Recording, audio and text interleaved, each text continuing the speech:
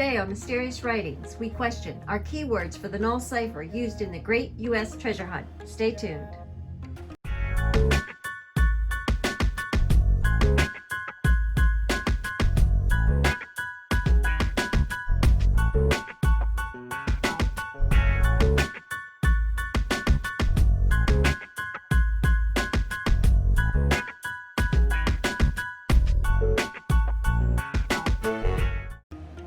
The Great U.S. Treasure Hunt for 40,000 worth of prizes was released on November 13th via ebook, now available on Amazon.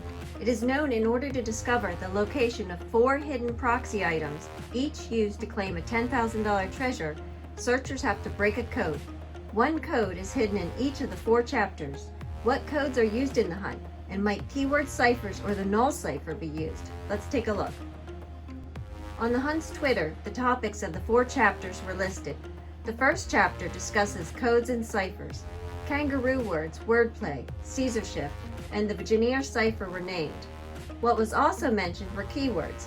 In the Great U.S. Treasure Hunt book, the benefactor, who is hosting the 3 pairs of searchers competing for prizes, stated, "Are you ready to go on a treasure hunt? Because those are the keywords for today, treasure hunt." Is that a hint keywords will be used in this hunt?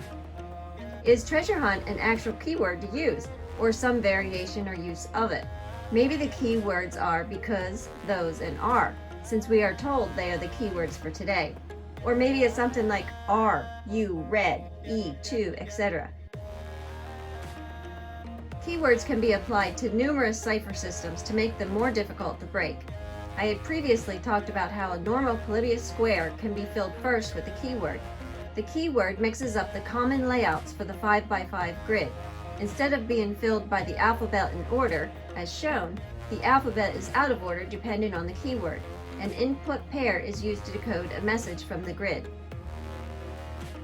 In the Ultimate Quest Treasure Hunt, 2 keywords were used. They were Grail and Quest, and placed in rows 1 and 4 of the grid. You can see how the common filled Polybius square is changed. 1-1 doesn't give A, it now gives a G, and so on. Keywords can also be used in a Caesar shift cipher. The keyword is placed in front of the shift, so the alphabet is not shifted straight from A to Z anymore, but it is changed a bit with the keyword used, without duplicating letters. Using a keyword treasure would give the following shift. The secret message, "We leave at daybreak," is encoded as shown. While those uses of keywords make the systems more difficult to decode, they are not very secure for a long string of letters. They are still single substitution ciphers and can be broken by brute force or letter frequency techniques. However, the use of a keyword in a Null Cipher is a bit more complicated. This cipher was used on the Cryptos sculpture in DC, which parts still remain unsolved. The Null Cipher is a polyalphabetic substitution cipher and is very difficult to break unless the keyword is known and applied. In the case of Cryptos, the keywords were discovered and once applied provided messages. More on that can be read below in the link provided. What is proving difficult, or actually more time-consuming, in the Great U.S. Treasure Hunt is the code needs to be found as well. Searchers are not given a string of letters to decode, they have to find it first. This makes me believe that maybe it won't be a keyword used to decode a cipher system, or at least not in all of them. It's possible the keyword is of another nature. In my book, Introduction to Codes and Ciphers, I include null ciphers. Null ciphers hide messages right in plain sight. They use a system to conceal messages within non-cipher information. For example, one I use in my book, the sentence, "All the tourists adore cute kangaroos, not one wouldn't." It hides the message, "Attack now," with its first letters.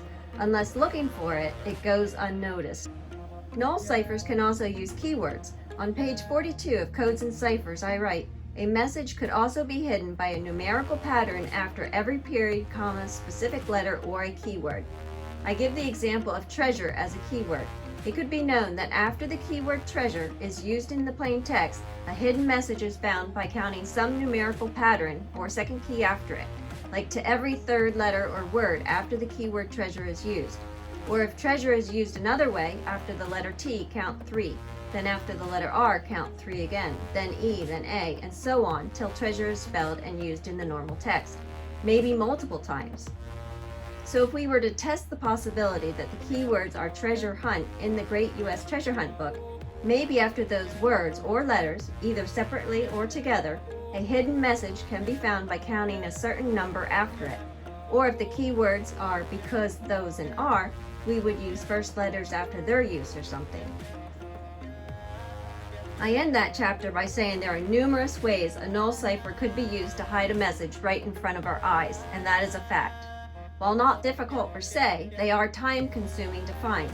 It is a trial-and-error method of testing this or that. I also gave another example in my book. Can you find the secret treasures in the paragraph below? Best of luck with all that you seek, and always treasure the adventure. Thanks for watching, and we'll see you next time here at Mysterious Writings as we continue to talk about all things treasure.